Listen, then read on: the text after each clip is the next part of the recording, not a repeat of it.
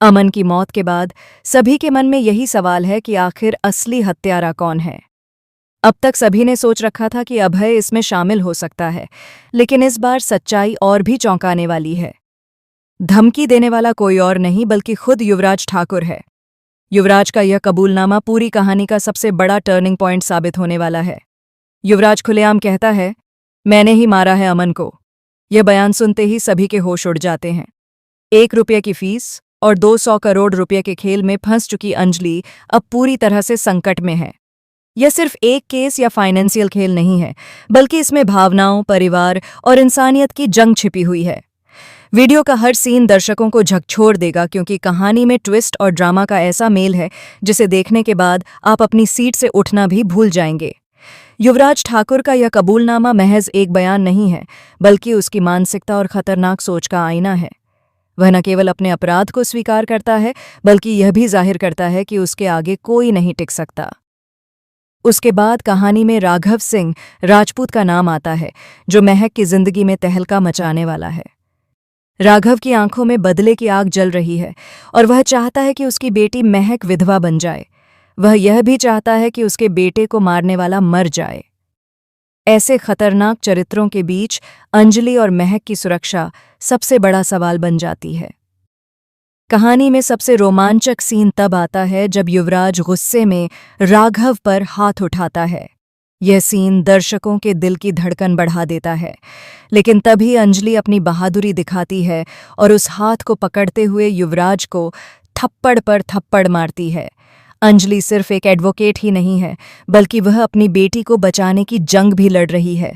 Court में उसकी लड़ाई और घर में अपनी बेटी की सुरक्षा के लिए संघर्ष दोनों ही दर्शकों के लिए रोमांचक हैं।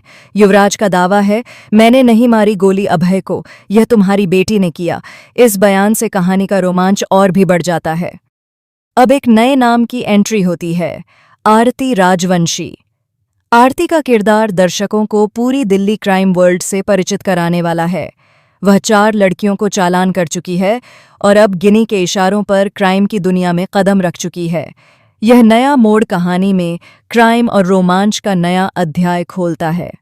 महक युवराज की बातें सुनकर कहती है, जोर से मार दीजिए इसे, यह जीने के भी लायक नहीं है। युवराज महक पर हाथ उठाता है, लेकिन गिनी आकर उसे रोकती है। गिनी के आने से कहानी में और भी नाटकीयता आ जाती है। वह अंजलि को बताती है कि मजूमदार हाउस में बड़ी पार्टी होने वाली है। वहां डॉन, स्मगलर्स, क्रिमिनल और माफिया सब मौजूद होंगे। यह पार्टी दर्शकों के लिए पूरी तरह से एक थ्रिलर सीन साबित होने वाली है।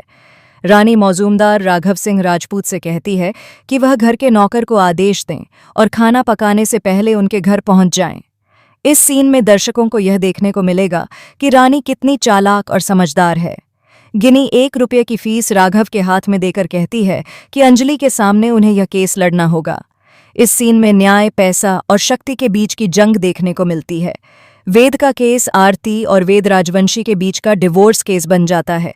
अंजलि अपने दामाद का पक्ष लेती है और कहती है कि वह आरती से पागलों की तरह प्यार करता है और उसे धोखा नहीं दे सकता। यह सीन दर्शकों को भावनाओं और प्यार की गहराई से रूबरू कराता है। वहीं आरती गिनी के दिए शॉर्ट कपड़े पहनकर क्राइम की दुनिया में कदम रखती है। यह सीन दर्शकों के लिए चौंकाने वाला है, क्योंकि अपनी बेटी को ऐसे कपड़ों में देखकर अंजलि गुस्से में आ जाती है और कहती है, जाओ अच्छे कपड़े पहनो। आरती की प्रतिक्रिया और कहती है, तुम कौन होती हो मुझे बताने वाली। दर्शकों के लिए यह सीन अत्यंत रोमांचक और सवालों से भरा हुआ है।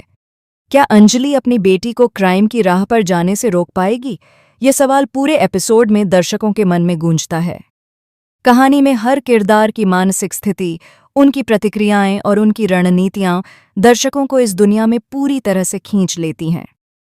युवराज का खतरनाक और मनमाना रवैया, अंजलि की बहादुरी, महक की हिम्मत और आरती की चालाकी, यह सब मिलकर कहानी को बेहद रोमांचक बनाते हैं।